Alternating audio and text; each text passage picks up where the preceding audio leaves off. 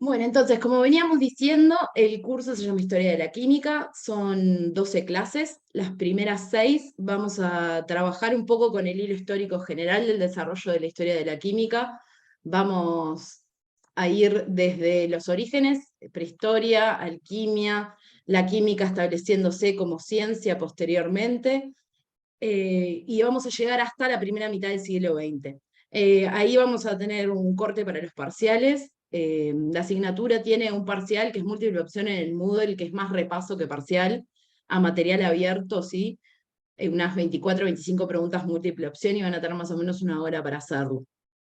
En la segunda mitad va a haber 5 clases que están relacionadas al desarrollo diferenciado de las distintas áreas de la química y algunos temas específicos que son relevantes para el desarrollo de este conocimiento químico y las aplicaciones que este tiene. La clase número 12 vamos a tener presentaciones orales dadas por ustedes que funcionan como una suerte de segundo parcial. La idea es hacer un trabajo pequeño monográfico sobre algún tema que les demos un mes antes de esa última clase y que la presenten oralmente en esa instancia. Bien, algunos libros recomendados son libros generales de historia de la química. Cualquier libro de historia de la química que ustedes decidan leer les va a servir para el curso. No tenemos un único libro de cabecera. Allí hay simplemente algunos ejemplos de los que usamos para preparar las clases. Entonces nos adentramos un poquito. ¿Cuál es la línea cronológica que vamos a seguir? Bueno, si lo vemos desde el punto de vista de la ciencia, ¿sí? Y cuando esta ciencia genera teorías y empieza a validar esas teorías mediante experimentación o distintas metodologías, vamos a tener una etapa de presciencia desde el 4000 antes de la era común o antes de Cristo hasta el 1700 después de Cristo o en la era común. Vamos a tener un periodo de ciencia clásica que inicia más o menos después del Renacimiento, por ahí, entre el 1700 y el 1900, y vamos a dar un salto hacia la ciencia cuántica en la primera mitad del siglo XX. Si vemos las edades cronológicas, vamos a estar pasando por la edad antigua, media, moderna y contemporánea. Para el día de hoy nos vamos a meter más o menos entre el 4000 antes de Cristo y el 200 antes de Cristo. Ahí, además de las edades cronológicas, tenemos que tener presentes las edades derivadas de los metales que tienen que ver con el desarrollo tecnológico en los distintos lugares. Vamos a ver la era de cobre, la de bronce y la de hierro, ¿sí? Las edades nanaceras, y algunas de las civilizaciones por las cuales vamos a estar pasando. Vamos a hablar un poquito de Sumeria, algo de Mesopotamia, Egipto sobre todo, algo de Grecia, y un poco cómo esas culturas fueron interactuando entre sí y pasándose la tecnología y el conocimiento entre sí en esta época. Entonces, empecemos por el principio. Vayamos un poquito a la edad de piedra, la etapa del Paleolítico. Acá tenemos un ser humano que no se organizaba, en realidad eran nómades y recolectores principalmente. De esa época lo que tenemos de evidencia, que está relacionado un poco con lo que vamos a hablar, es el uso primitivo del lenguaje. Esto es algo muy importante porque hasta que el hombre no logró alguna forma de lenguaje, esa información se fue perdiendo, ¿sí? Porque era tradición oral. Entonces, en el momento que uno empieza a ver indicios de lenguaje, puede seguir qué es lo que está ocurriendo. Y en cuanto a la química, tenemos el uso de distintos pigmentos, carbón, distintos tipos de óxido, óxidos de manganeso. Estas imágenes son de la Cueva de las Manos en Argentina, ¿sí? En el cañón del río Pinturas, en la provincia de Santa Cruz, que más o menos data del 7350 a.C. Tenemos que este hombre utilizaba herramientas que eran de piedra y hueso, ¿sí? Las moldeaba de forma que tuvieran filo, las podía usar para cazar principalmente. Se descubre accidentalmente el fuego y empieza a observar los cambios que ese fuego produce, ese fuego que de repente se generaba porque un rayo caía e incendiaba un bosque, cómo ese bosque al incendiarse cambiaba la naturaleza de la sustancia, el árbol ya no era árbol, pasaba a ser cenizas y restos, que nada se parecía al árbol original, ¿sí? Después de aparecer el fuego, también tenemos el fuego por la lava de los volcanes. Un poco por curiosidad, un poco por accidente, al acercar distintos materiales o distintas sustancias al fuego, ve que estas también experimentan cambios. Entonces aparece también el fenómeno de la cocción de los alimentos y cómo esa cocción previa no solo me ayuda a digerirlo, sino también me ayuda a conservarlo en un momento donde no tenía cómo. Y comienzan a haber algunos indicios de prácticas primitivas de medicina, el uso del cinabrio, por ejemplo, para evitar los piojos, se encontraron en algunos restos de esta época. Avanzamos un poquito más, vamos a la edad de piedra, a la edad media y la alta, ya en el Mesolítico y el Neolítico. El hombre comienza a domesticar a los animales, entonces eso empieza a generar también que se quede más quieto y que los use para fuerza, por ejemplo. Tenemos los primeros ejemplos de alfarería, con esto de que estaba experimentando con el fuego, empieza a hacer vasijas, y esas vasijas también las acerca al fuego y empieza a cocer esa arcilla que utiliza, incluso al punto de generar vidriados, como vemos en la imagen de la derecha. Estos conocimientos se estaban generando antes de llegar a las civilizaciones. Tenemos el uso de vidrios naturales, las obsidianas para hacer puntas de flecha, además de la piedra. ¿Sí? Observaban que mantenían más el corte, este vidrio que se generaba ya fuera por rayos o lava de volcanes también a la hora de encontrarse con arena de sílice. ¿Sí? Tenemos la invención de la rueda, el arado y las velas para navegación. La rueda y el arado están muy relacionados también con el desarrollo de la agricultura, que fue el principal desarrollo que hizo que eventualmente se comenzara a vivir en sociedades organizadas o lo que llamaríamos después civilizaciones. ¿Sí? Entonces, llegando al final de la Edad de Piedra, ¿cómo nos encontramos estos hombres en este momento? Lo que encontramos es un inicio de lo que es la estratificación de la sociedad. Empieza a haber también separación de los oficios, ahora que se desarrolla la agricultura y la ganadería, también vamos a tener agricultores, ganaderos, artesanos que van a poder ser desde los que hacen cocción de alimentos, como puede ser un panadero, podemos tener ceramistas para el trabajo de alfarería, los alfareros, carpinteros, albañiles, ¿sí? Que son los que van a armar estas primeras civilizaciones. Y nos encontramos si tenemos personas organizadas, vamos a necesitar formas de gobierno, entonces empiezan a aparecer los gobiernos organizados. ¿Cómo lucía el mapa en esta época? ¿Dónde se concentraban estas civilizaciones? Bueno, si miramos más o menos en el 3000 antes de la era común, vamos a centrarnos principalmente en lo que es la cultura sumeria y la cultura egipcia, que la tenemos acá, y no vamos a hablar mucho de la megalítica era la de los monumentos gigantes, como Stonehenge. Bueno, pero nos vamos a quedar un poco con los sumerios y los egipcios, que ahora van a ver, tuvieron un desarrollo muy enorme y muy relacionado con la química, incluso por lo poco que sabemos, debido a toda la información que se perdió. Piensen que acá todavía no existía la escritura como la conocemos hoy. Entonces es muy poca la información que tenemos sobre esta época. Les hablé de cocción de comida y yo me imagino que ustedes lo primero que pensaron era que ponían una vaca al fuego. Bueno, además de la vaca al fuego,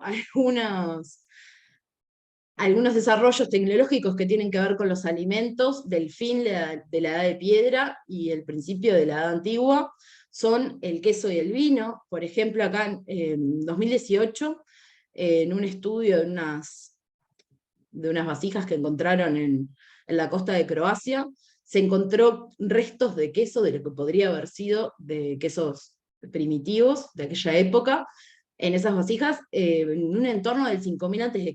se datan esas muestras. Entonces estamos hablando que el queso fue uno de los primeros alimentos que se produjo, por decirlo de alguna manera, que no era una cosa que yo comía directamente. ¿Cómo se producían esos primeros quesos? Y bueno, se supone que por agregado de sal y presión se generaba el cuajo y así se obtuvieron los primeros. Sí tenemos ya registros de la producción de queso en Egipto un poco más adelante, y por supuesto de vino. Los egipcios fueron de los primeros tanto los sumerios como los egipcios fueron de los primeros en trabajar la fermentación de la uva para la obtención de vino, y después la propagaron por el resto de las civilizaciones.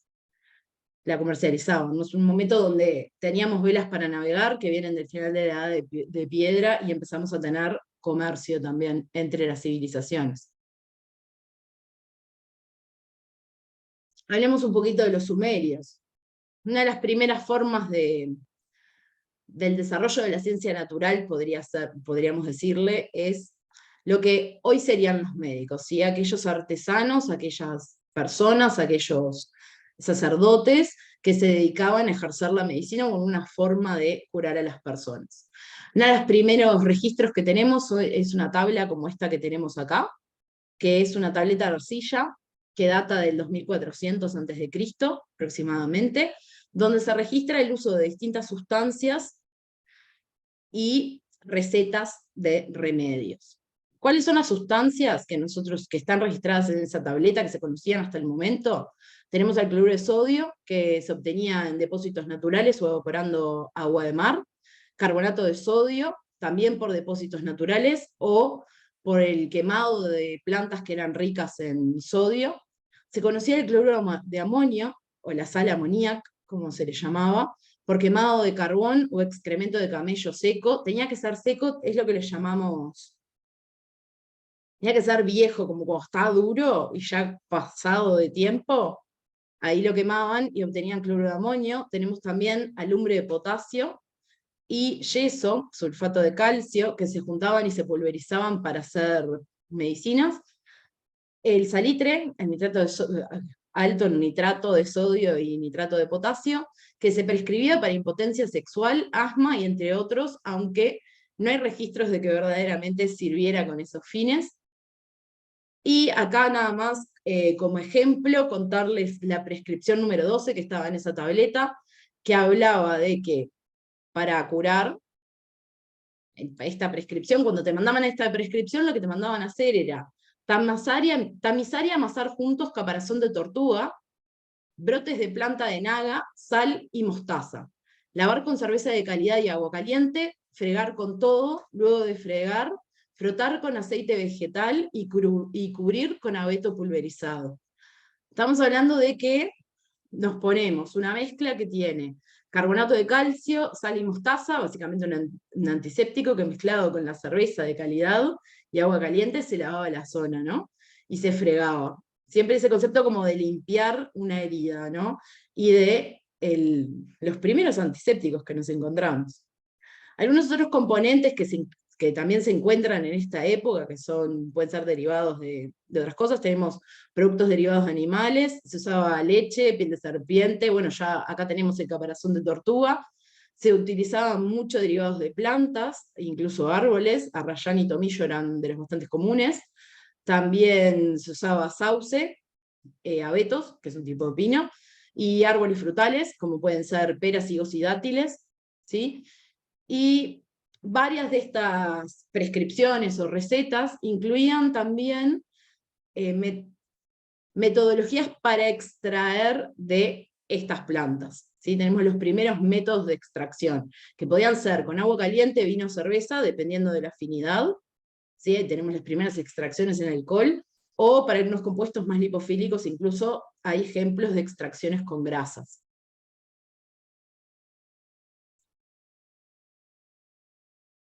Hablamos un poco de medicina, hablamos algo de alimentos. Uno de los desarrollos tecnológicos más importantes de esta época fue el uso de pigmentos.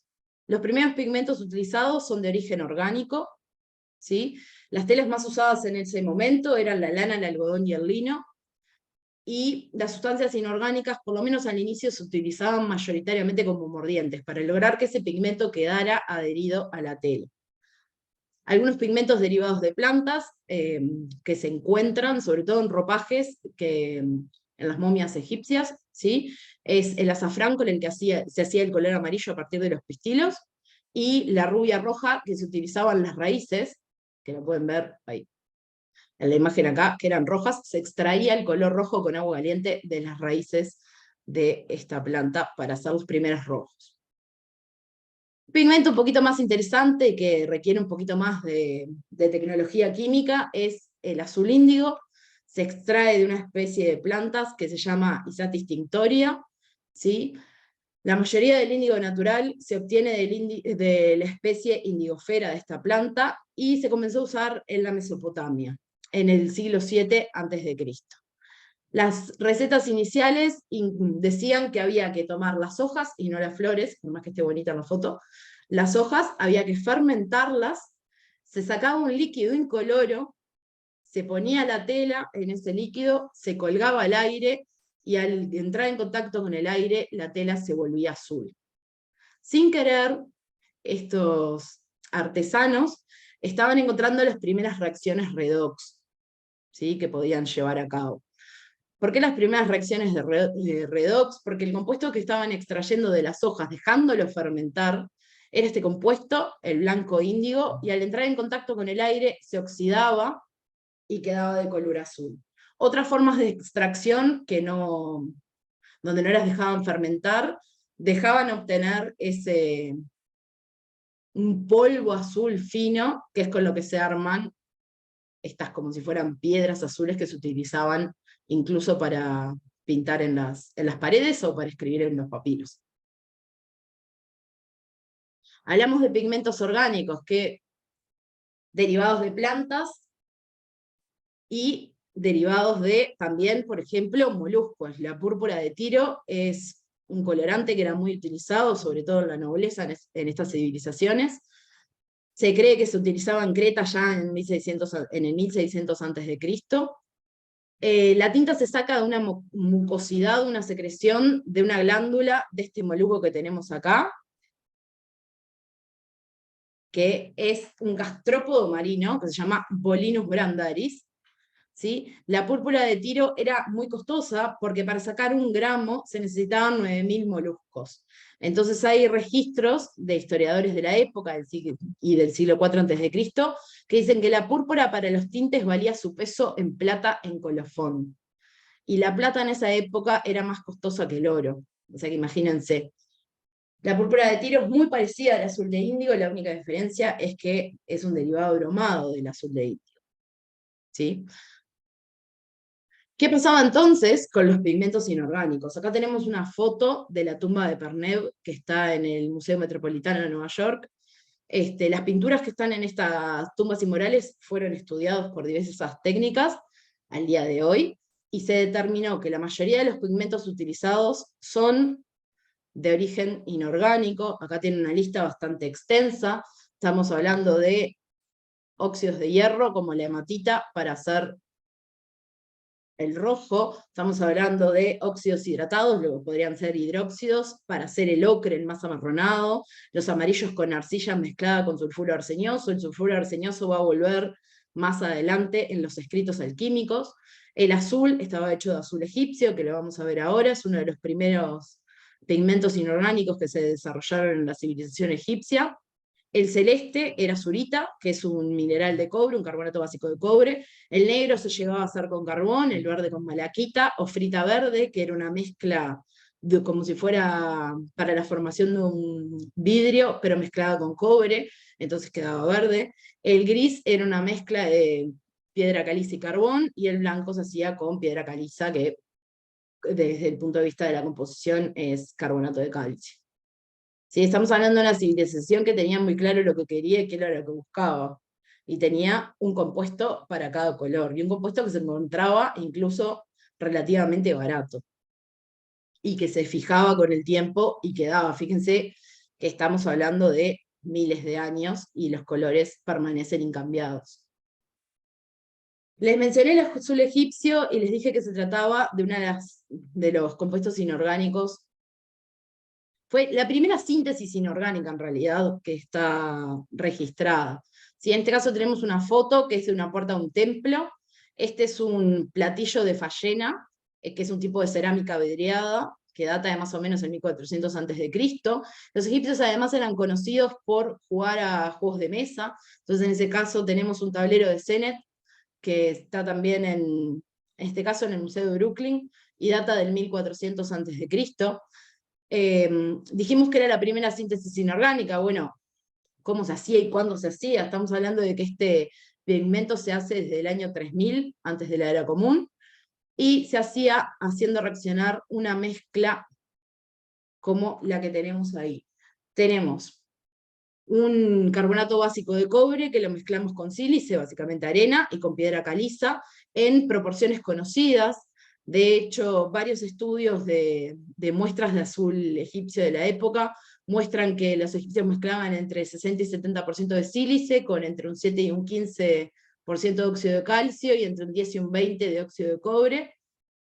¿Sí? Y con esto obtienen la cuproribaíta, que es este mineral que tenemos acá, que es una mezcla estequiométrica que se obtiene entre 800 y 1000 grados, que estequiométricamente tiene una porción de óxido de calcio, una de óxido de cobre y 4 de sílice.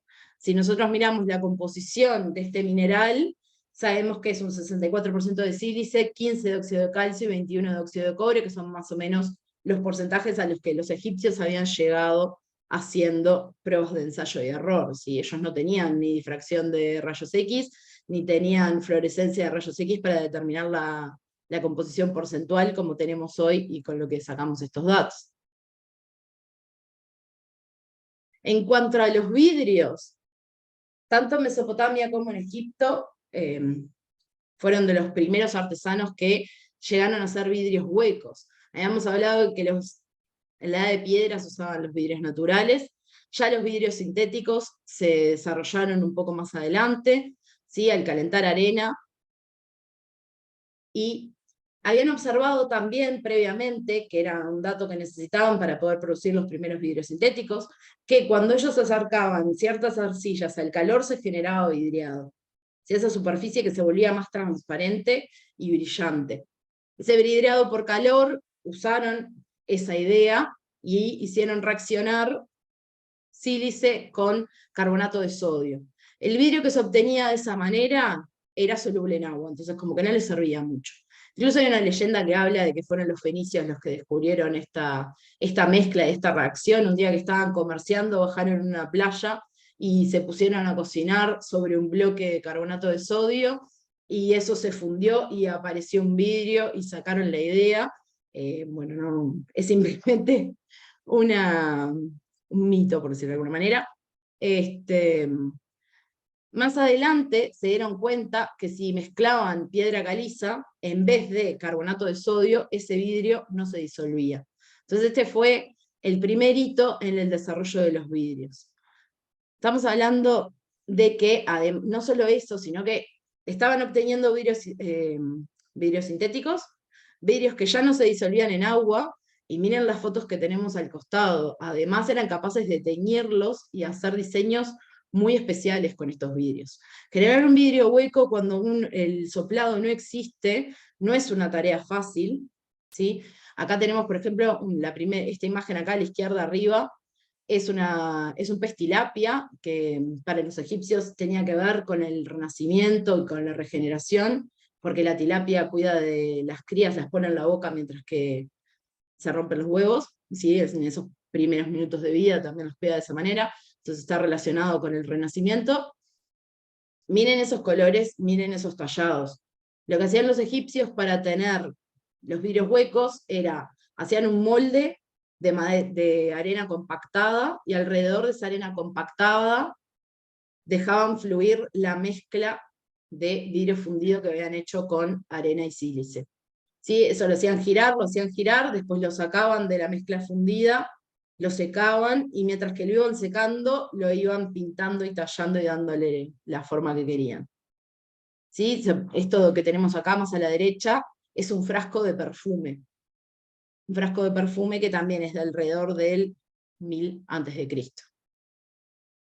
Mucho más adelante surge ya el soplado. El soplado surge al inicio de la era actual, ¿sí? En los primeros años después de Cristo. Los egipcios también eran una civilización que se caracterizaba por tenía muchos cuidados personales, ¿sí?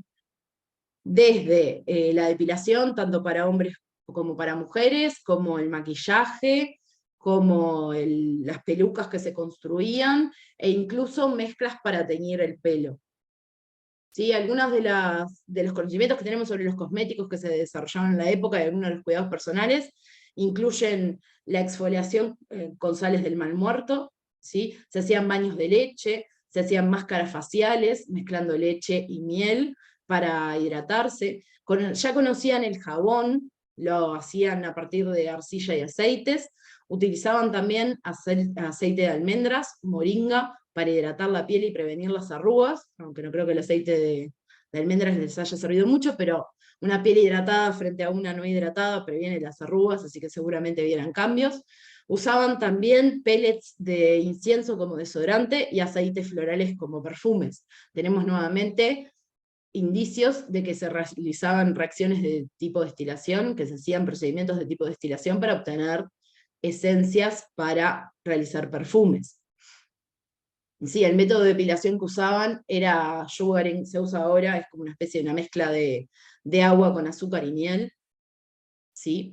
Y acá lo que tenemos son unas piezas, esta es una cuchara cosmética, aquí ponían la pintura que se iban a aplicar, ¿sí? Y lo de abajo es una pinza de cejas hecha en oro, que datan ambas cosas de alrededor del 1500 a.C.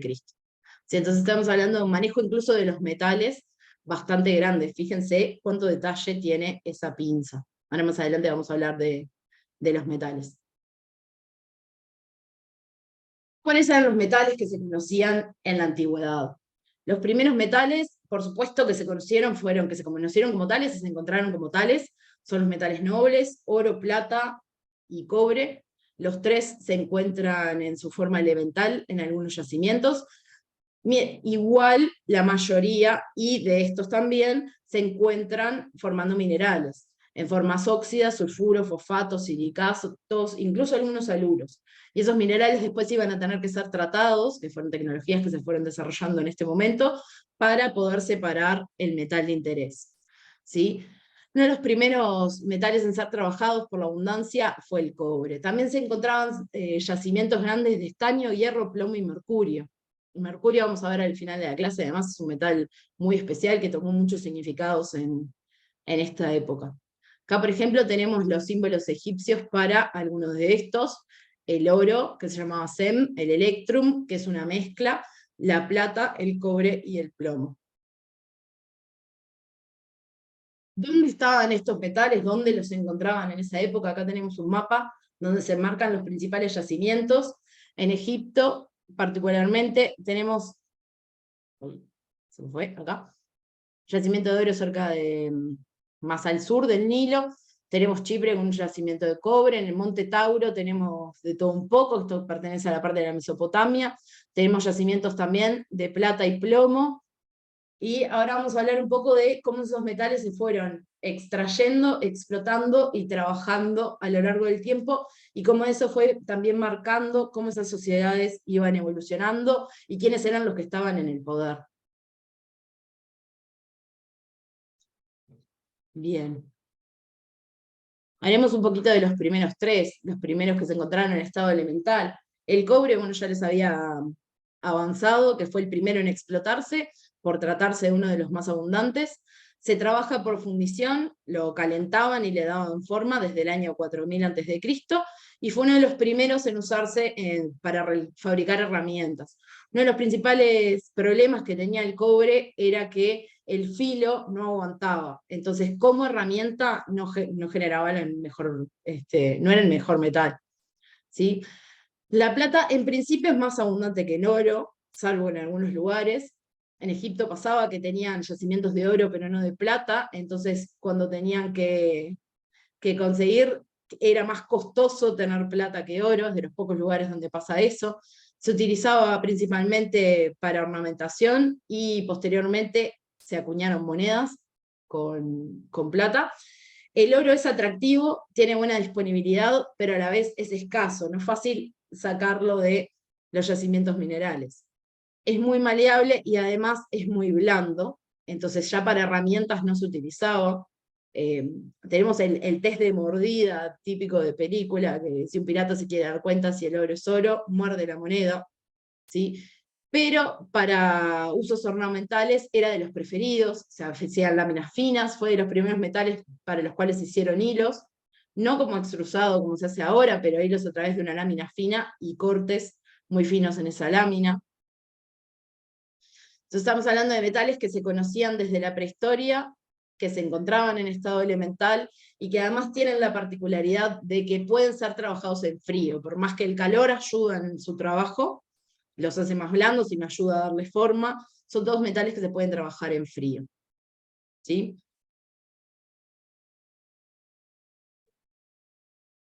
En cuanto a la metalurgia del oro, acá tenemos algunas imágenes que provienen también de Egipto.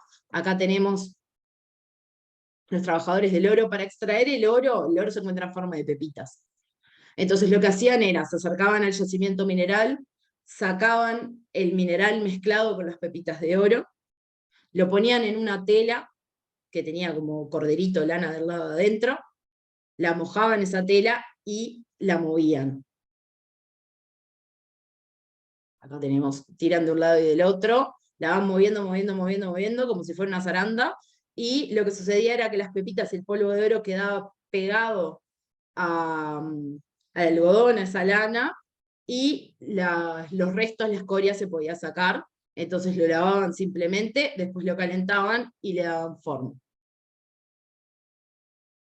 El ASEM era, también se encontraba el oro muchas veces mezclado con la plata en una aleación que tenemos acá que le llamaban ASEM o Electrum, que tiene entre un 20 y 45% de plata, que es de color amarillo y pálido, y es menos densa y más maleable que el oro.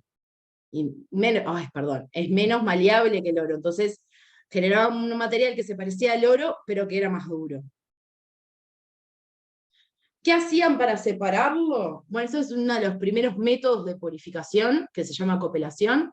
Ponían dentro de una vasija que tiene forma de copa, por eso se llama copelación el método, calentaban esta aleación de plata con oro, y lo que sucedía es que como la temperatura de fusión de la plata es más baja que la del oro, y convengamos que todavía no se conocían combustibles que les llevaran a temperaturas mucho más altas que eso, la plata se fundía y se separaba del oro en el electrum. ¿Sí? El oro lo encontraban, no solo lo sacaban de las montañas, sino que también sacaban pepitas de los ríos, como en California cuando se dio el Gold Rush.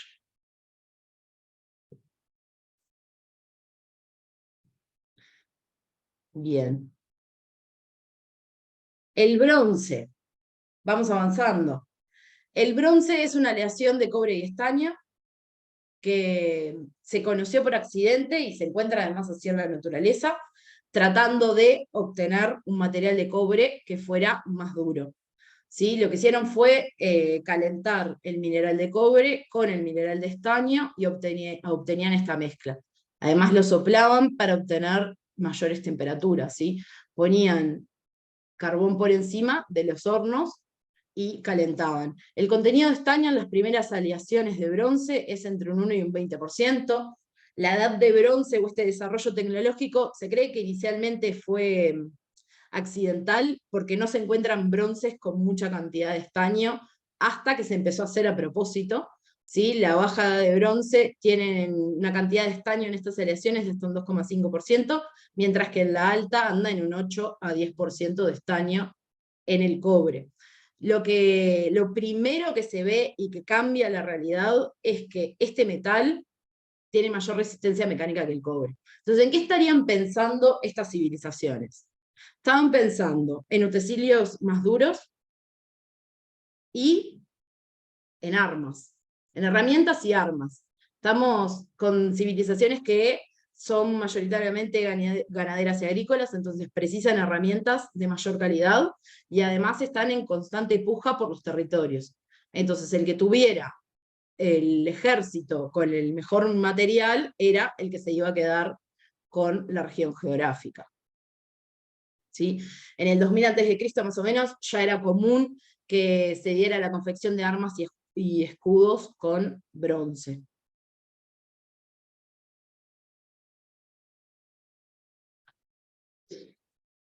Bien, acá tenemos algunos ejemplos de puntas de hachas.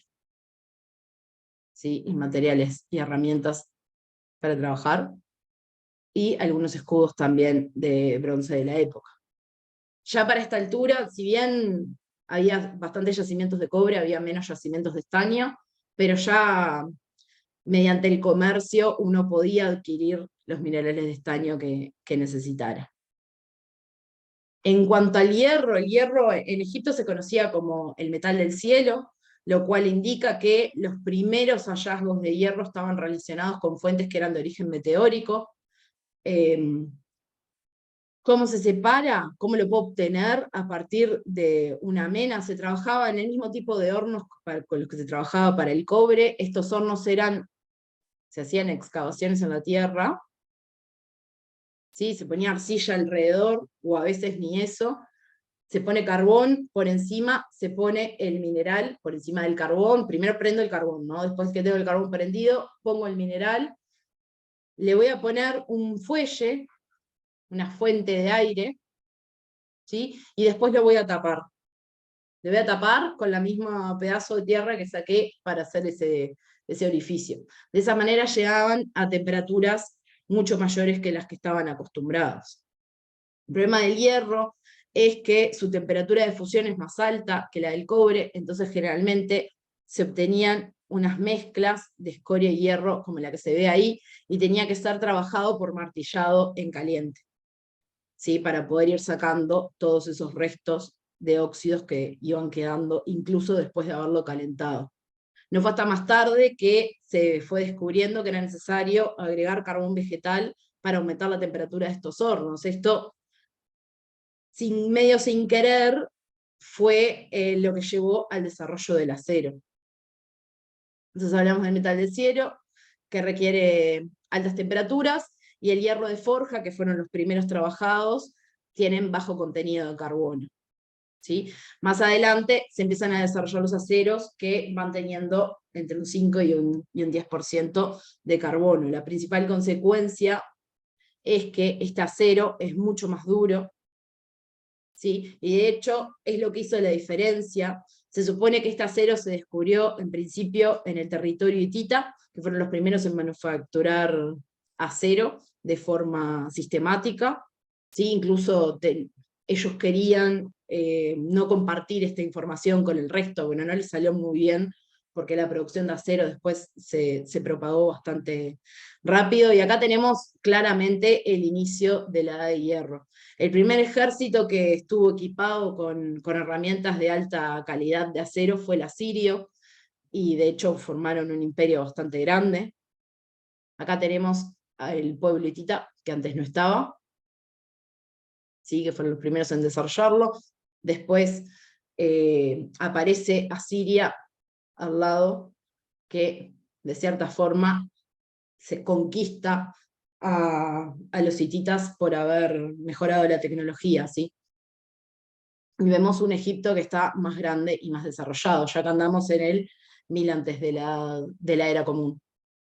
Entonces, en cuanto a la carrera tecnológica, en cuanto a las características de estos metales y cómo eran sus propiedades, si los discriminamos desde el punto de vista de la maleabilidad, tenemos el oro como el más maleable de todos, por eso es el que se usa más que nada con fines ornamentales o de acumulación de la riqueza. La plata, el cobre, el estaño, el plomo, el zinc y el hierro, en ese orden. Si vemos las temperaturas de fusión, nos dan también una idea de cómo fue el desarrollo para ir encontrándolos.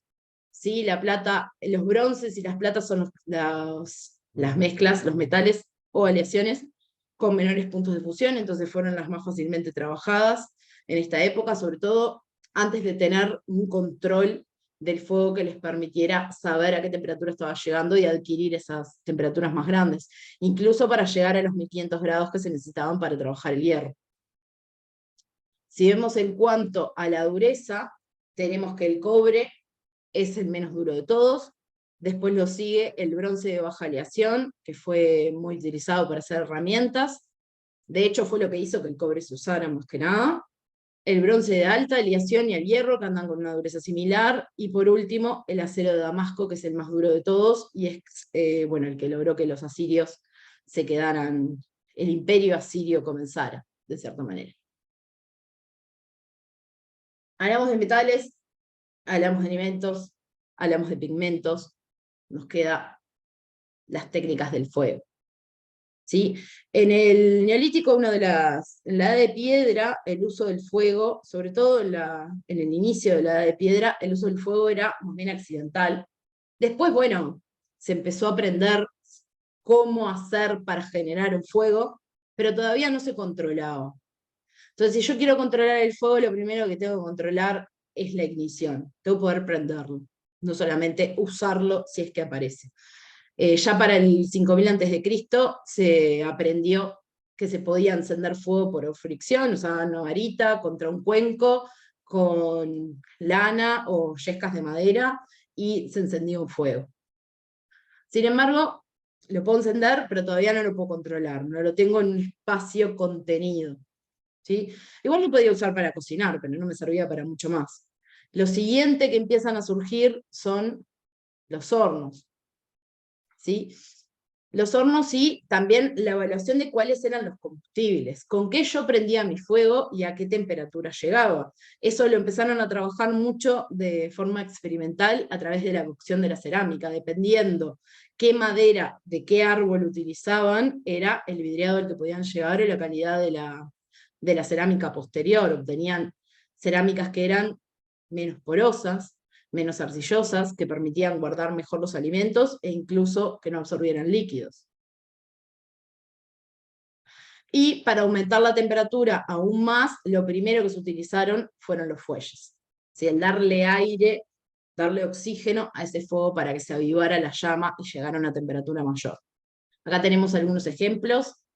Este acá el de la izquierda es una reproducción que se hizo, hay un video de YouTube muy lindo, de cómo se obtenía el cobre a partir de malaquita en esos hornos. ¿Sí? Es una reproducción actual en un sitio en Tel Aviv, cerca de Tel Aviv. El siguiente es uno de los primeros hornos abovedados. ¿Sí? Se empezaron a dar cuenta que era necesario para contener el fuego generar esa especie de bóveda. Tiene una puertita debajo por donde se podían colocar los combustibles y podían utilizarlo para cocción arriba o adentro. Esta frase que tenemos acá, ignis mutant res, habla de que el principio esencial que tenemos que tener en cuenta para usar el fuego es la capacidad que tiene para transformar. ¿Sí? Allá. Y más adelante, el control de la temperatura y el control del fuego está relacionado también con el diseño de los baños, como los conocemos hoy. En cuanto a los hornos iniciales que se crearon, fueron creados a mano de los artesanos en Mesopotamia y Palestina generalmente no, principalmente, y eran un pueblo que se conocía por tener un extensivo conocimiento de la tecnología química. Estos hornos explicaban algunos de los logros tecnológicos. Por ejemplo, acá tenemos, este que tenemos acá, se encendía por debajo y todos esos agujeros hacían que entrara más oxígeno y se llegara a mayores temperaturas. Sobre todo se usaba con una combinación de madera con carbón vegetal. Los escritos de esta época incluso incluyen instrucciones, del tipo como la que se lee acá abajo, que hablan de cómo tiene que lucir ese fuego para cumplir la función que yo necesito. Entonces, acá por ejemplo, para este horno vertical habla que después del encendido el fuego no debe tener humo ni ser agresivo, y la llama no tiene que elevarse por encima de los ojos. Eso era para hacer cocción de cerámica en algunas mezclas de alfarería y tratamiento de metales, que se podían poner aquí encima. Acá tenemos escritos egipcios y de Sumeria, que hablan de los primeros hornos de alfarería, que eran también hornos verticales, que se podían, incluso da a entender como que se usan parrillas y que pueden hacer como en distintos pisos esa cocción. Son hornos verticales también, se puede colocar por encima o adentro. Y más a la derecha, en Mesopotamia, empiezan a aparecer escritos que muestran hornos de destilación, ¿sí? Estos son cuencos donde se colocaban distintas sustancias para realizar destilación. Esa destilación podía ser de aceites esenciales o podía ser destilación, por ejemplo, de bebidas fermentadas. ¿Sí? Con eso generalmente se lograba una concentración de esencias y después se utilizaban en perfumería.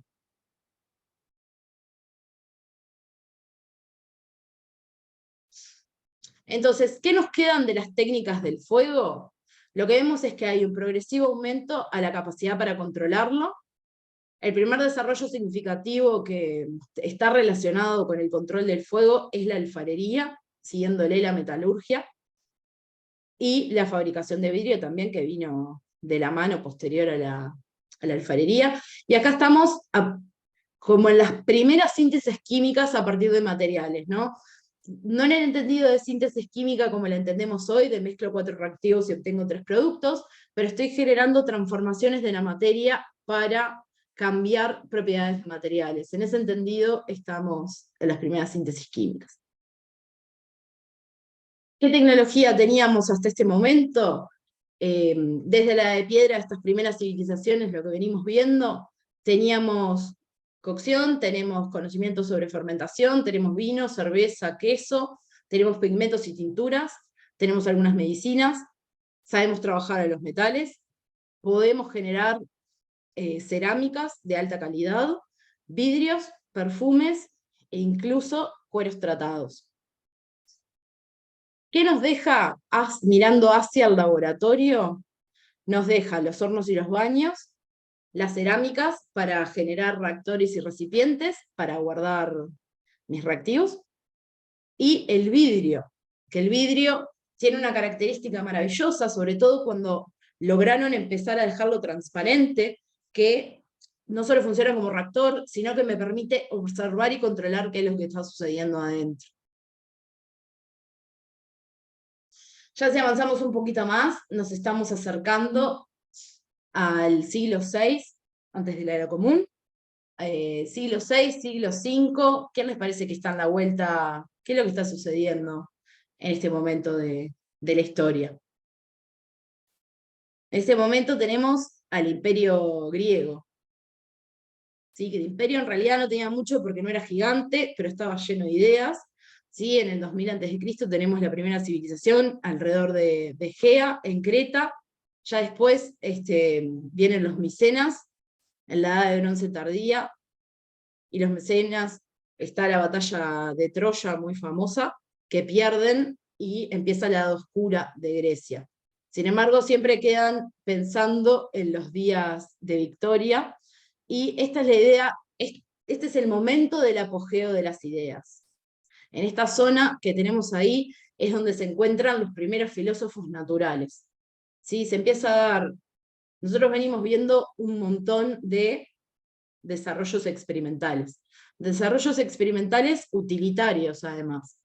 Pero en este momento, en esta cultura, lo que se está generando es la necesidad de preguntarme de dónde viene todo. ¿Sí? Los primeros filósofos naturales fueron los jónicos, ahora vamos a ver un poquito más. Como para resumir esta etapa, les puse una reproducción del cuadro de la Escuela de Atenas de Rafael Sanzio, que está en el Museo Vaticano, que si bien no es fiel a los filósofos que estaban en ese momento, porque ahí tenemos un montón de personajes que son de distintas épocas, retrata muy bien lo que estaba sucediendo en ese momento, en el sentido de que se empiezan a generar escuelas, lugares donde se juntan las personas a pensar y a aprender. Se estaba desarrollando mucho conocimiento en ese momento, tenemos filósofos de distintas épocas, e incluso una personificación de Alejandro Magno, que va a ser fundamental en la parte que viene ahora en la historia. Las caras de estos personajes, como dato curioso, ninguna es la cara del personaje verdadero, sino que son representaciones de personajes contemporáneos en figuras que representan antiguos filósofos. Y este cuadro fue hecho en el Renacimiento, muchos años después del siglo V a.C. ¿Dónde estaban físicamente estos filósofos? Este mapa después se los voy a dejar en la página.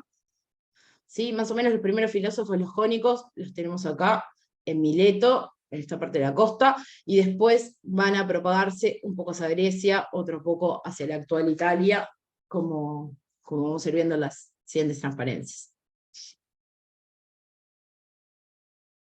La primera pregunta, o una de las preguntas que se estaban haciendo era, ¿cuál es la materia elemental? ¿De qué están hechas todas las cosas? Tenemos que además recordar que en esta época se creía que el mundo era plano. Por ejemplo, Tales de Mileto creía que no solamente el mundo era plano, sino que flotaba en el océano. Entonces, desde ese punto de vista, la materia fundamental de todo tenía que ser el agua, porque del agua todo proviene y al agua todo regresa. ¿Sí? Anaximandro era discípulo de Tales y define en realidad a la sustancia elemental como un eterno infinito, al que llamaba apeirón. Anaximandro, de hecho, desarrolla el primer modelo astronómico mecánico conocido, hace el primer modelo del universo. Un poquito más adelante, Anaxímenes, que fue discípulo de Anaximandro, que lo tenemos ahí, Anaxímenes de Mileto, todavía continúan en Mileto estos filósofos, no se han movido. Anaxímenes define al aire como la sustancia fundamental, porque el aire rarificado, o se separa, puede ser el fuego, y el aire condensado forma todo lo demás. Puede formar el agua, la tierra y los minerales que yo encuentro en la naturaleza. Incluso hizo un experimento en el que se dio cuenta que si soplaba con los labios semicerrados, el aire salía frío, pero si soplaba con la boca abierta, el aire salía caliente, y de ahí saca su teoría, porque el aire comprimido se condensa, entonces puede formar la materia sólida, como la conocemos, y la expansión calienta, entonces perfectamente se podría transformar en fuego. Posterior a Anaxímenes en el tiempo aparece Pitágoras. Pitágoras, que tenía una teoría un poco diferente. Para Pitágoras, la materia elemental estaba relacionada con la armonía numérica, entonces para él el número era la sustancia fundamental. Pitágoras había aprendido con los filósofos jónicos, pero ya en esta época se estilaba que si uno quería aprender, tenemos que pensar que no existían las escuelas como las concebimos hoy, ¿no? Si uno quería completar su formación, lo que hoy en día sería una formación universitaria, lo que se estiraba era que se fueran de viaje y conocieran técnicas y culturas diferentes. ¿Sí? Pitágoras fue de estos filósofos que viajaban por el mundo, aprende mucho matemática, con los egipcios y los babilónicos, ¿sí? Que fueron como de los impulsores de la matemática. Funda una sociedad secreta, era raro Pitágoras, funda una sociedad secreta que se dedica a especular matemáticamente y contemplar la religión. Entonces, él está con esa idea de que el número crea el orden, crea la armonía, y el universo desordenado genera un cosmos, es la primera vez que se usa la palabra cosmos. Todo esto para más adelante llegar a Heráclito. Heráclito, que lo tenemos ahí, entiende que la esencia primitiva de todas las cosas es la variación continua, la perpetua transformación. Todo fluye. Esas eran las ideas principales de Heráclito. Y como todo es transformación y todo fluye, para él la materia elemental era el fuego. La llama que constantemente surge y desaparece. Ese era el símbolo de la esencia primitiva para Heráclito. ¿Sí? De cierta manera es un poco la metáfora del mundo que está en constante evolución. Más adelante aparece Parménides, que trabaja la idea de la cultura como esfuerzo inquisitivo del hombre, ¿sí? Y es el que habla de que el vacío no existe, ¿sí? Porque todo lo que es, y lo que no es, no es, y si lo que no es, el vacío no puede existir, y esto va a ser más adelante importante para los primeros filósofos atomistas. Y la pregunta que nos podríamos hacer es, ¿y si hubiera más de una sustancia elemental? Acá aparece la figura de Empédocles. Empédocles fue discípulo de la escuela pitagórica, ¿sí? Es filósofo natural también, porque estudia la naturaleza y los porqués de la naturaleza. Acá ya estamos en un momento donde la escritura es algo que se da todos los días, entonces tenemos muchísimos más registros. se producen libros, en este caso Empédocles produce un tratado de medicina y filosofía natural, propone como sustancias elementales el agua de Tales, el aire, la tierra y el fuego. Él agrega el elemento tierra a los que teníamos hasta el momento. No solo agrega el elemento tierra, sino que habla de que estos elementos se combinan en distintas proporciones por efecto de dos fuerzas cósmicas, que son el amor y el odio. Y tienen mayor afinidad y se unen por el amor y se separan por el odio. Y eso es lo que genera todas las formas físicas que yo puedo ver. ¿Sí? Para Empédocles, los elementos vienen de estudiar la esfera celeste, la bóveda celeste. Esas ideas de los antiguos babilónicos de que todo lo terrestre tiene que tener una correlación en el mundo celeste. Ese reflejo de lo celeste. Entonces, tengo estas cuatro sustancias y la idea de una realidad cíclica.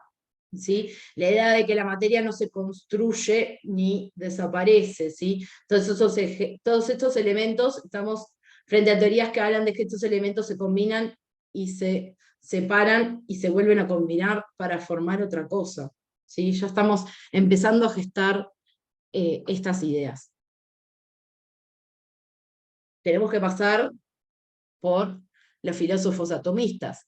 Generalmente hablamos solamente de Demócrito, pero Leucipo fue uno de los primeros en tratar de conciliar todas las ideas que estaban gestándose alrededor, y la idea de unidad y la idea de permanencia, que yo nazco y me muero, y todos los cambios que se producen por la unión y separación de estos átomos. Fue el primero en definir una partícula primitiva que fuera indestructible, y que los cambios que yo veo en la naturaleza se podían explicar a partir de la combinación y separación de estas partículas primitivas. Para Leucipo existen solamente los átomos y el vacío. Demócrito fue discípulo de Leucipo y toma la teoría de Leucipo y la aumenta. Para Demócrito no hay un único tipo de átomos, sino que hay infinitos átomos diferentes que son inmutables y eternos. ¿Sí? Adopta la idea además de que solamente existen los átomos y el vacío, y entonces los cuerpos tenían que ser consecuencias, se generaban por el agregado infinito de estas cantidades de formas atómicas. Para él había infinitas formas, y esas combinaciones de esas infinitas formas daban todo lo que yo veo. Lo que yo veo, puedo tocar y puedo experimentar. ¿Sí? Demócrito también, al igual que Pitágoras, había viajado por Egipto, Caldea y diversas regiones de Oriente, y había sido iniciado en los conocimientos teóricos y las artes que estaban en la vuelta, tanto en Mesopotamia como Egipto. Anaxágoras, que había sido discípulo de Tales, si se acuerdan, había también planteado algo que no mencionamos, que era la posibilidad de la indivisibilidad infinita, algo que Demócrito niega. ¿Sí? Para Demócrito la materia no se puede dividir infinitamente. Hay un momento donde no la puedo dividir más. ¿Sí? La divisibilidad la considera infinita en el sentido matemático, es algo que teóricamente podría ocurrir, pero que en el sentido práctico no puede suceder, en el sentido físico no puede suceder, y ahí es que llega a su idea de átomo. No podemos dejar de hablar de Platón. Los filósofos que veníamos viendo hasta el momento eran todos presocráticos. Ahí cuando los atomistas están planteando la idea de esta partícula primigenia, aparece Sócrates que desarrolla la retórica, Sócrates que es hijo de la clase media y que además participa de guerras, utiliza el método deductivo y desarrolla la retórica, ya lo dije. Y Sócrates es de los primeros que cree que no es necesario experimentar para llegar a la naturaleza de todo, sino que con la reflexión alcanza. ¿Sí? Bueno, está toda esa historia de que después más adelante lo acusan de corromper a las mentes jóvenes y lo condenan a muerte, y unos amigos le ofrecen escaparse, y él dice que no, y se toma la cicuta y se mata. Y discípulo de él, que queda a cargo de la escuela socrática, Platón. Platón, que también viene de una familia distinguida, en este caso viene de Atenas, ya nos estamos moviendo en el mapa. Quería ser político, pero después cuando Sócrates se muere, como que no lo deja. Y no lo deja, no quiere, ¿no? Porque ve que si tiene una posición política le puede pasar lo mismo que le había pasado a Sócrates. Y entonces se decide a dedicarse a la filosofía natural. Platón, habiendo sido discípulo de Sócrates, piensa que el mundo es una conjunción de ideas eternas, como si fuera una obra de arte viviente. Toma los 4 elementos de Empédocles: agua, que es el icosaedro que tenemos acá, el agua es esta de acá, ¿sí? El aire, que es el octaedro que tenemos acá, la tierra, representada por un cubo, y el fuego en este tetraedro, y el dodecaedro que tenemos acá con un solcito, es el símbolo para el universo. ¿Sí? Platón es uno de los primeros en proponer la transmutación, el cambiar la combinación de estos elementos primigenios para generar sustancias nuevas. ¿Sí? También insiste con que la matemática es muy importante y la importancia del concepto del número y las relaciones que hay, las relaciones matemáticas. Entonces, para poder entrar a su escuela, uno tenía que haber aprendido geometría, si no, no podía entrar. Platón es el fundador de la Academia, que es uno de los primeros lugares en un instituto de enseñanza de la filosofía y de la ciencia. Es uno de los primeros lugares donde estos filósofos naturales se podían empezar a juntar sin ser la escuela de cada uno de estos filósofos para explorar estas ciencias que se estaban gestando. Lo sigue Aristóteles. Aristóteles se incorpora a la Academia de Platón, pero bueno, tienen ahí una desaveniencia. Cuando se muere Platón, Platón le deja la academia al sobrino, no a Aristóteles, entonces Aristóteles decide retirarse. A diferencia de Platón y Sócrates, Aristóteles cree que es necesaria la observación, ¿sí? Para desarrollar las ideas. Por más que las ideas se puedan sostener en sí mismas, esas ideas tienen que estar relacionadas con lo que yo puedo observar, ¿sí? Define 2 tipos de cambio, habla de cambios naturales, que son aquellos que se dan espontáneamente, y cambios artificiales, que son aquellos que se dan por factores externos. Se basa en una cosmología esférica, ¿sí? El cosmos es todo esférico, y también adopta la teoría de los 4 elementos de Empédocles, pero le agrega el éter. Entonces seguimos teniendo aire, fuego, agua y tierra, solo que ahora tenemos una quinta esencia, que es un camino que después se va a mantener a lo largo de la historia, que es el éter, una suerte de sustancia sin forma ni cuerpo que contiene a todas las demás. Otra cosa que agrega Aristóteles con esta capacidad de razonar, por ejemplo, en sus escritos se dice que al quemar la madera, él observaba que se genera humo y aire, y humo, que podría ser el elemento aire, se genera como una resina, si esa madera no está muy seca, que podría ser el agua, las cenizas, que podían ser la tierra, y el fuego, que se estaba generando el calor ahí cuando se quemaba la madera. Entonces, para él, todo estaba hecho de estos 4 elementos, ¿sí? Observa, otra de las cosas que le llamaban la atención era que si él disolvía algunas sustancias en agua, a veces se calentaba y a veces se enfriaba. Entonces, estas cualidades tenían que estar en las sustancias, y él es uno de los filósofos que aplica una lógica inductiva en vez de solo deductiva, ¿sí? Él induce el conocimiento a partir de lo que observa. A esto entonces, a estos elementos, y a este quinto además agregado, el éter agrega cualidades. Estas cualidades van a ser caliente, seco, frío y húmedo, estas cualidades que describen a toda la materia. Si yo combino caliente y seco, obtengo fuego; si combino seco y frío, obtengo tierra; y si combino frío y húmedo, obtengo agua; húmedo y caliente, obtengo aire. ¿Sí? Entonces él podía describir a toda la materia usando estos 5 elementos y estas 4 cualidades.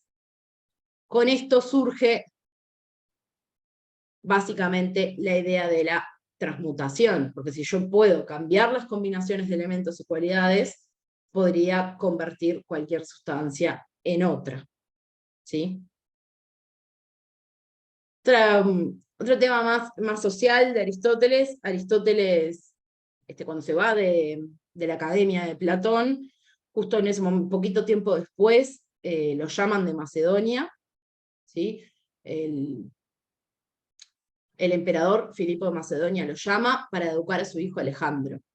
¿Sí? Alejandro que después iba a ser Alejandro Magno, ¿no? Cuando Alejandro sube al trono, Aristóteles se vuelve a Atenas y funda el Liceo. El Liceo, que era una suerte de academia, que se llamaba distinto, que tenía grandes jardines y que le encantaba impartir sus enseñanzas caminando, entonces eran los filósofos peripatéticos porque estaban caminando mientras que resolvían el mundo, más o menos. Para Aristóteles, además, una cosa que tenemos que resaltar es que, bueno, que la ciencia implica una demostración, ¿no? De vuelta, el tema de la observación genera una idea, pero todo tiene que estar relacionado. Entonces, Grecia descubre a Egipto. ¿Qué está pasando acá? Lo que está pasando es que mientras que en la zona de Egipto y en la zona más como hacia el sur del mar Mediterráneo, la generación de conocimiento está centrada con fines utilitarios. Vimos un montón de ejemplos al principio de la clase. Ya para Grecia nos estamos centrando en los conocimientos más teóricos, en los porqués. ¿Qué pasa cuando el mapa empieza a cambiar? Volvemos a Alejandro. Felipe de Macedonia era un gran conquistador, entonces Alejandro, el futuro Alejandro Magno, fue criado con un padre que se encargaba de conquistar todo lo que se cruzara, y con Aristóteles, que era un filósofo natural. Entonces, ¿qué era lo que quería hacer Alejandro? Era tener un imperio gigante y además llevar ese imperio hacia la iluminación. Y no en el concepto de iluminación del siglo XVIII, porque todavía no se conocía tanta cosa, pero sí quería que su imperio tuviera grandes conocimientos. ¿Sí? Entonces, empieza a expandirse y funda un montón de ciudades que se llaman Alejandría. Esto se conoce como periodo helénico. En este momento que se juntan las ideas griegas con los saberes técnicos de la zona egipcia, es que aparece por primera vez la alquimia, ¿sí? Como una suerte de fusión entre el conocimiento teórico y el conocimiento práctico, al juntar Alejandría, y la Alejandría que nos interesa es la que está en la boca del Nilo, esta que está acá, con los griegos. Esa Alejandría particularmente es la que se va a desarrollar como centro cosmopolita. Estamos en la boca de un río en el medio del mar Mediterráneo, por ahí pasaba todo el comercio, por ahí pasaban todas las personas. No lo mencionamos, pero ya desde la antigüedad, los sacerdotes principalmente y la religión eran los que estaban relacionados con la creación del conocimiento, y habíamos hablado de varios filósofos que habían pasado por Egipto a aprender de los egipcios todos estos saberes prácticos. La mayoría se concentraban allí, en Alejandría. Por allí pasaba todo filósofo natural que quisiera llamarse como tal. ¿Sí?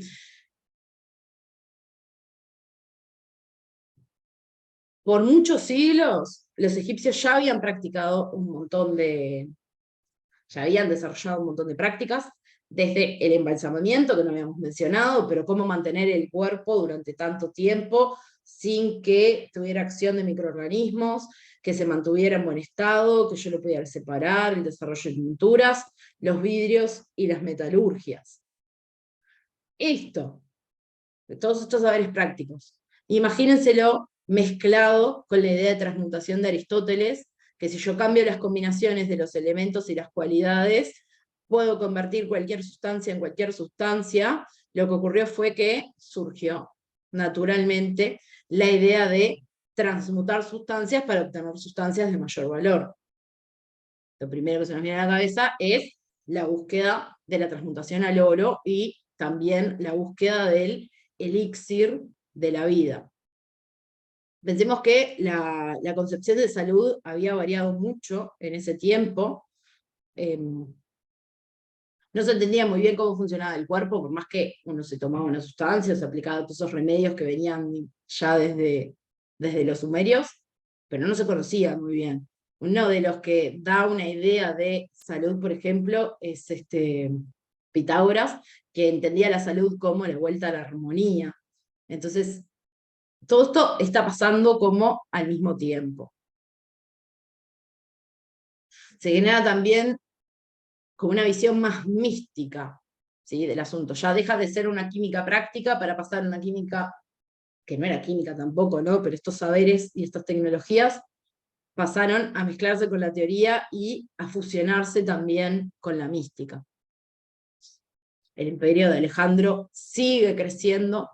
Alejandro muere joven y dicen, no tenía heredero, el heredero no había nacido, y parece que dijo que le dejaba el imperio al hombre más digno, y lo que generó era que obviamente había un montón de hombres que se creían dignos, y el imperio se dividió muchísimo, ¿sí? Entonces ahora nos vamos a situar como en este momento. Surge el término quemeia. Quemeia que tiene, es imposible saber verdaderamente de dónde viene, o si no vino de todos estos sentidos que vamos a ver ahora al mismo tiempo. ¿Sí? Algunos lo definen como el arte egipcio. ¿Sí? Otros dicen que deriva de la palabra quimia, que quiere decir fusión o el arte de producir metales preciosos.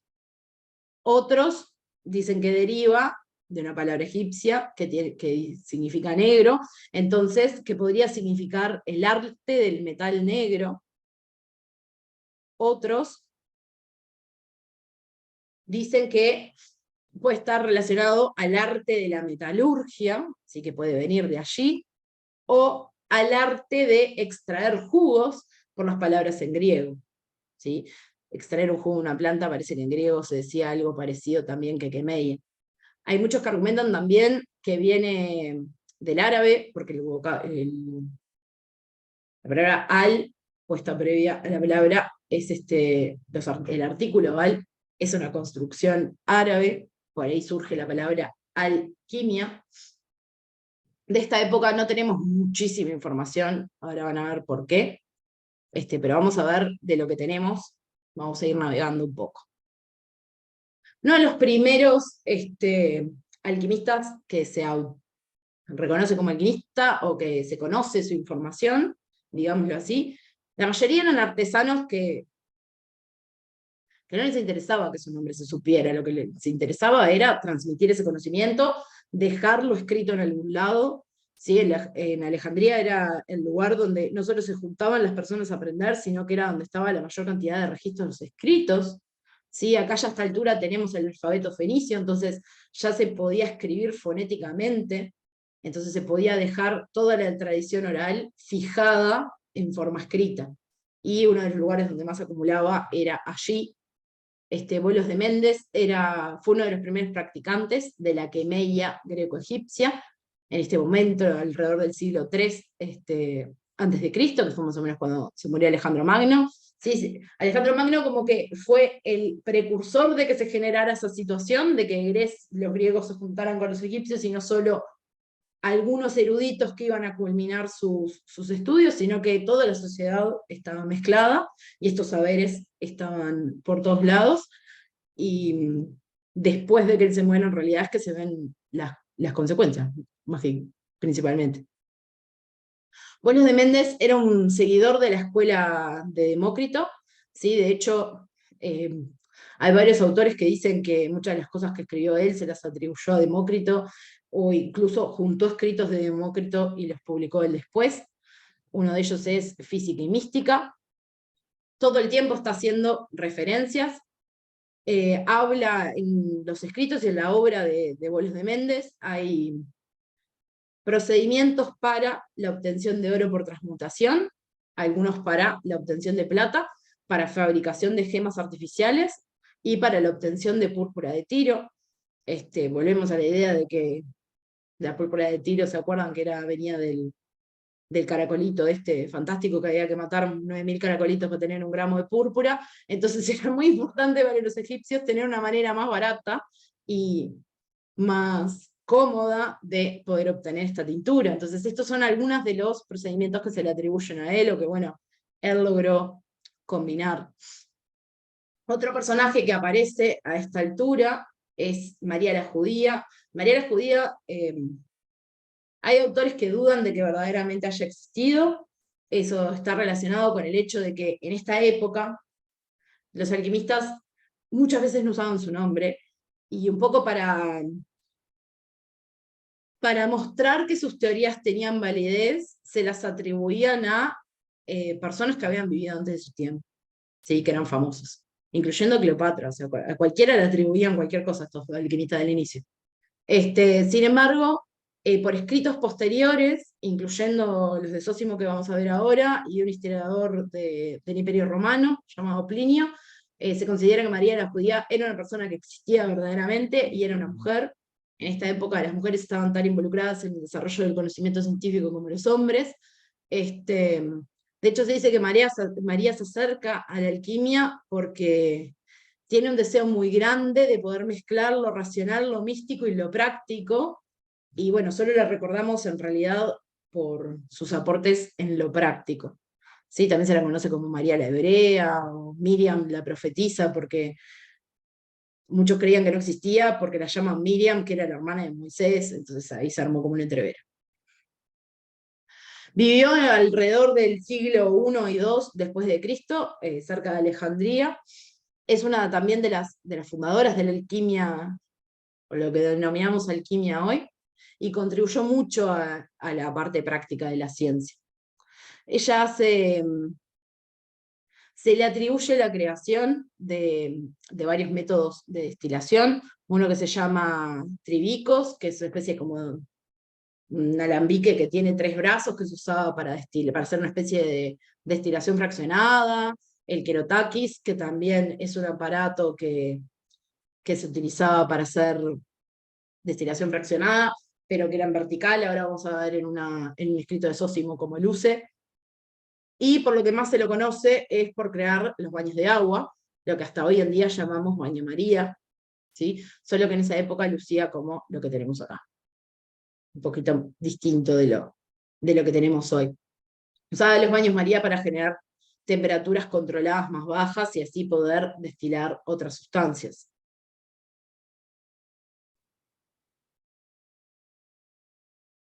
¿Cómo sabemos lo que sabemos de la alquimia hoy?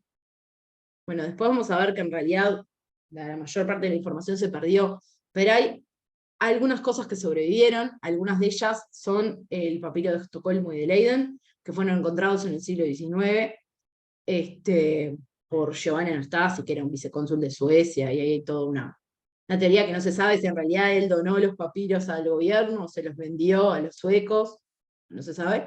Tanto el papiro de Estocolmo como el de Leiden están escritos, parece que tienen la misma caligrafía, lo cual podría indicar que están escritos por la misma persona, pero algo que llama más la atención todavía es que están escritos con una tinta que químicamente es exactamente la misma, ¿sí? Los estudios que se tienen, sobre todo de rayos X, indican eso, lo cual parece interesante. Justo 2 escritos se salvan y parecen ser copias, se encontraron en una tumba en Tebas, ¿sí? No son de la Biblioteca de Alejandría, son copias de algunos escritos que estaban en la Biblioteca de Alejandría antes de que se quemaran. ¿Sí? Este papiro contiene 154 recetas químicas en total. 9 de ellas están relacionadas a metales y aleaciones, y más de 60 que tienen que ver con tinturas y producción de gemas. En ese momento la producción de gemas sintéticas era muy importante. Recuerden que los egipcios eran una sociedad muy coqueta, podríamos decirle. Entonces, no solo se maquillaban, se depilaban, se cuidaban la piel, se hacían pelucas, se tapaban las canas, sino que también tenían un gran número de accesorios que utilizaban, y usaban muchos ornamentos, que no solamente estaban hechos de metales preciosos, sino que también de gemas. A modo de ejemplo, vamos a ver dos de las preparaciones que están en este papiro. En este caso tenemos la de verdigris, que en realidad es acetato de cobre, que dice que había que limpiar una hoja de cobre, una lámina de cobre, ¿sí? Muy bien, de cobre de Chipre además, con piedra pómez y agua, ¿sí? Básicamente la alejaban. La secan y la untan con una capa fina de aceite, la cuelgan con una cuerda, arriba de un recipiente, de una cuba que contiene vinagre sin tocarlo. Cierran la cuba para que no haya evaporación del vinagre, y dice, si se hace por la mañana, raspar cuidadosamente el verdigris por la tarde, colgar nuevamente la chapa hasta que se consuma, y el vinagre que queda no es apto para el consumo humano. Menos mal que lo hice. ¿Sí? Miramos esto y no pensamos en alquimia, mística y toda esta cosa que conocemos ahora de que eran toda una manga de magos que no se sabe qué hacían y qué mala fama que nos dieron los químicos. De hecho, las preparaciones que están en el papiro de Estocolmo y en el papiro de Leiden son muy de un químico práctico, no tienen nada de oscuro. Tienen como esa necesidad de pasar el conocimiento de la forma más reproducible posible, que es algo que se fue cambiando en esta época. ¿Sí? El vinagre era uno de los pocos ácidos que se conocían hasta el momento, por no decir el único. ¿Sí? Todavía ni siquiera se había podido destilar, entonces no lo teníamos concentrado. Acá tenemos la preparación de acetato de cobre, que se usaba para imitar esmeraldas. Espero que le quedaran cristales grandes, porque yo no sé quién se podría pensar que un acetato de cobre puede ser una esmeralda, pero bueno, tampoco tenían... Es el momento también en que se empiezan a desarrollar los métodos para de alguna manera caracterizar esos compuestos químicos, ¿no? Antes solamente por el aspecto, si lo miraba, lucía, olía como lo que yo creía que era eso, no tenía manera de saber si no. ¿Sí? En esta etapa donde se empieza a generar la alquimia, se empiezan también a acumular estas técnicas que me permiten caracterizar los materiales. Por lo menos inicialmente. Ya tenemos también una preparación de púrpura de tiro, que en este caso es pulverizar piedra frígida, derruirla, ponen lana, lo dejan enfriar, lo sacan, van a una mina de orchil, que es una planta ahí, en un recipiente, la hierven, ponen la lana de vuelta, la dejan enfriar, la sacan y la lavan con agua salada. Acá vemos lo que habíamos mencionado al principio de la clase, las sustancias inorgánicas utilizadas como mordientes en vez de como tinturas en sí. Acá tenemos el teñido de telas. El papiro de Leiden estaba junto con el de Estocolmo. ¿Sí? Estos nombres que tienen en realidad de dónde fueron a parar. El papiro de Estocolmo se llama papiro de Estocolmo porque está en la ciudad de Estocolmo, y el papiro de Leiden se llama de Leiden porque fue a parar a la Universidad de Leiden. Fue descubierto en el mismo lugar. A diferencia del de Estocolmo, el papiro de Leiden tiene 111 recetas para extraer metales preciosos o para comprobar si ese metal es verdaderamente precioso o no. Entonces, de vuelta, como ejemplo, tenemos acá la fabricación de ASEM. Para fabricar ASEM, que era el oro, ¿no? Acá estamos hablando de una receta de transmutación. Entonces dice, tomar estaño blando en trozos, purificarlo 40 veces, tomar 4 partes de él y 3 partes de cobre blanco y una parte de ASEM. Como que usaban ASEM para formar más ASEM, como si fuera una semilla. Lo funden todo, lo moldean, lo limpian varias veces, le dan la forma que desean, y este ASEM es un ASEM de primera calidad que engañará incluso a algún artesano. Estamos hablando de una aleación que se parece a oro, que tiene características similares, tiene un color similar, tiene un brillo similar, tiene una dureza similar.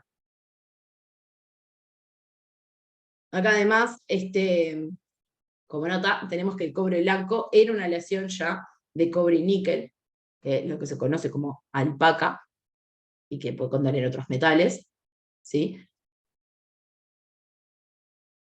Y así como tenemos la fabricación de oro falso, tenemos el ensayo a ver si el oro que me estás dando es de verdad oro. Entonces, el ensayo para ver si el oro era oro, uno de los que están en el papiro X de Leiden, es X, no 10, son con las letras, no sé por qué, dice que hay que fundirlo y volverlo a calentar, y si es puro, no cambiará su color luego de calentado y se mantendrá como una moneda. Si vuelve más blanco, contiene plata. Y sí, la plata funde a menor temperatura, entonces lo primero que voy a abrirse es una gota de plata. Si se vuelve resistente y duro, contiene cobre y estaño. Tiene una temperatura de fusión parecida, pero tiene otras propiedades mecánicas. Y si se ablanda y se ennegrece, contiene plomo. ¿Sí? Entonces, tenemos una parte y la contraparte en este papiro. Entonces, un poco a modo de resumen de lo que venimos hablando de la alquimia alejandrina, la alquimia alejandrina hasta este momento la estamos viendo como fundamentalmente práctica. Sabemos cómo hacer una destilación, sabemos cómo hacer una disolución, sabemos cómo hacer una sublimación, una filtración, una calcinación, una fusión e incluso cristalizaciones. O sea, ya conocemos varias técnicas químicas que todos nosotros hemos usado alguna vez en la vida. Sí, esas se ponen en práctica y las tenemos registradas en los papiros que recién vimos. Otro personaje que aparece en esta época es Zósimo de Panápolis. Este señor es un poquito posterior a los dos primeros alquimistas que veníamos hablando. Vive en el siglo III de la era común, o sea, después de Cristo. Era un alquimista también práctico, de los mismos que escribieron el papiro de Leiden y el papiro de Estocolmo, como de esa onda.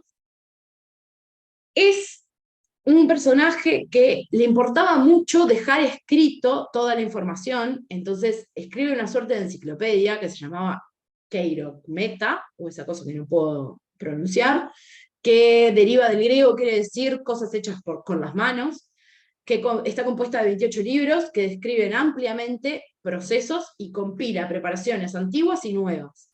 ¿Sí? Es como un gran enciclopedista. Acá, por ejemplo, tenemos ejemplos de varios equipos de destilación. Este era uno de los alambiques de María la Judía. ¿Sí? Algunos de los... Él describe, por ejemplo, tiene algunos de esos libros, hablan ¿cómo se llama? De herramientas y de material en el laboratorio, por ejemplo, del Tibicus, que era un alambique de 3 cuernos, ese que le señalé recién, y además explica cómo hacer para construirlo, cómo generar cada una de esas partes para poder hacer ese equipamiento de laboratorio. ¿Sí? Habla desde capitar los tubos, los receptores, los frascos de digestión, si lo quiero poner arriba de un horno. Tiene un libro también sobre la evaporación del agua divina que fija el mercurio. ¿Sí? El agua divina es una de las tantas formas por las que se llamaba el mercurio líquido en esa época.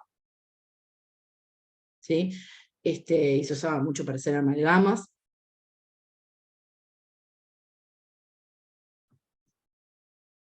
Y vamos a ver su lado más práctico y químico primero. En sus libros, bueno, como les decía, describe estos instrumentos para hacer destilaciones. Algunos de ellos los toma de María la Judía, de hecho se los atribuye, escribe esto, fulana estaba comentando. Y va un poco más allá. Zósimo toma como verdaderos los elementos aristotélicos y avanza en el sentido de describir los elementos conocidos en función de estos elementos, de estas partículas elementales, de estas sustancias elementales. Entonces, por ejemplo, en uno de sus escritos se muestra la descripción del cobre, y dice que el cobre contiene 18 partes de caliente, 15 partes de frío, 5 partes de seco y 5 de húmedo, y que para producir el elixir o la piedra filosofal, las propiedades del cobre deben ser balanceadas. Esta búsqueda de lo perfecto a partir de la armonía, esa parte matemática que quedaba ya desde Pitágoras, ¿sí? Esta armonía y este balance para llegar a la sustancia perfecta.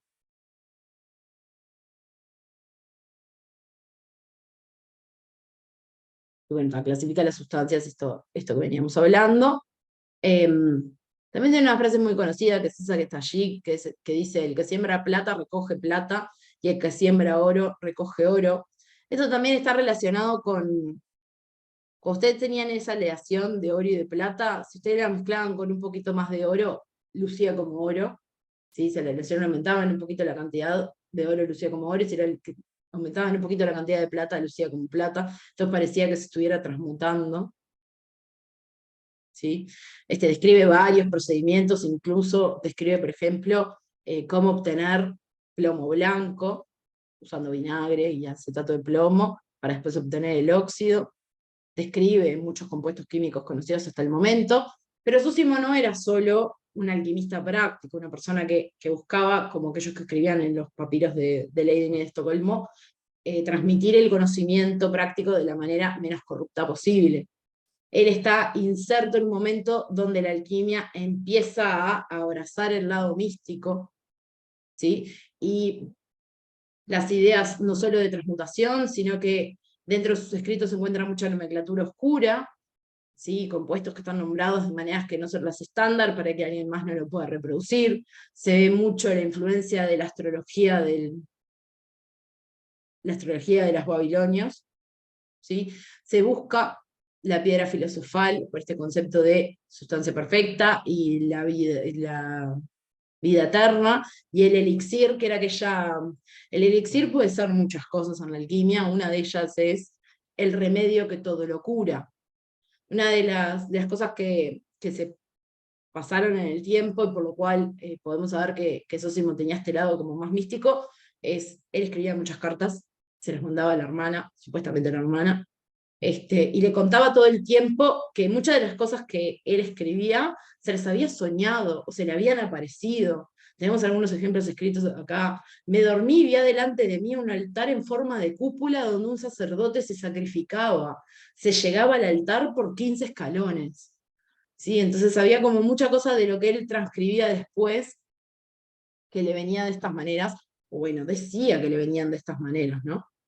Acá tenemos algunos de los primeros símbolos que se empezaron a usar, ¿sí? Donde se usan los mismos símbolos que para los planetas, para los primeros 7 metales conocidos. Eso está relacionado con que el conocimiento astronómico y el conocimiento químico medio que estaban apareciendo en el mismo tiempo, y esa visión de que todo lo terrenal tenía que tener su contraparte en la esfera celeste.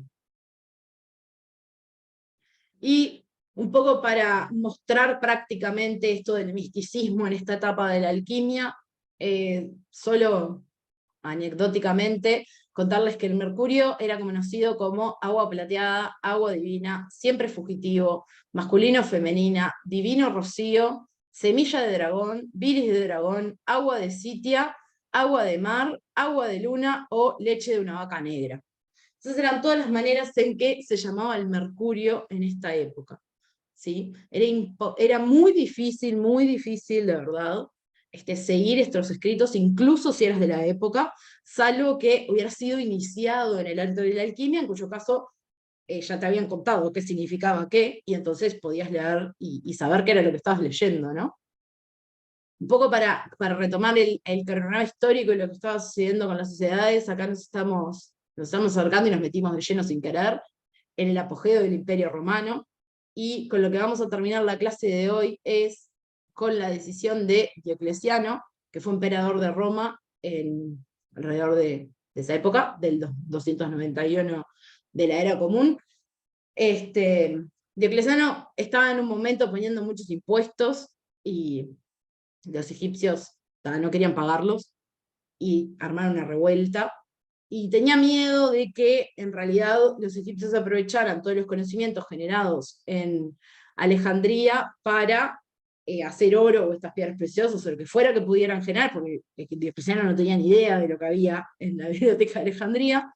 Entonces, cuando se levanta una revuela y la revuela baja, él manda quemar todos los viejos libros que tratan el admirable arte de fabricar oro y plata, que fueran quemados sin piedad. Lo que pasa es que esos libros no solo tenían esta información alquimista y esta parte de la transmutación, sino que tenían también salvaguardado muchísima información que tenía que ver con tecnología química de la época. Por eso es tan difícil tener información de los conocimientos de ese momento.